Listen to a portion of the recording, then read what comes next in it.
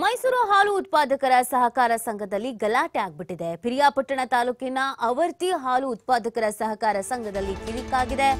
ಆವರಣದ ವಾರ್ಷಿಕ ಮಹಾಸಭೆಯಲ್ಲಿ ಕ್ಷುಲ್ಲಕ ಕಾರಣಕ್ಕೆ ಗಲಾಟೆ ನಡೆದುಬಿಟ್ಟಿದೆ.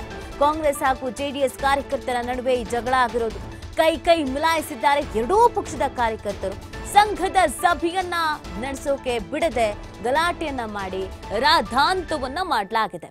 ಕ್ಷುಲ್ಲಕ ಕಾರಣಕ್ಕೆ ಈ ಗಲಾಟೆ ಆಗಿದೆ ಅನ್ನೋದ್ರ ಬಗ್ಗೆ ಮಾಹಿತಿ ಸಿಗ್ತಾ ಇದೆ. ಎರಡೂ ಕಡೆಯವರು ಕೂಡ ಕಾಂಗ್ರೆಸ್ನವರು ಮತ್ತು ಜೆಡಿಎಸ್ನವರು ಎರಡೂ ಕಡೆಯ ಕಾರ್ಯಕರ್ತರು ಮಾತಿಗೆ ಮಾತು ಬೆಳೆಸಿದ್ದಾರೆ. ಮಾತಿನ ಚಕಮಕಿ ಆಗಿದೆ.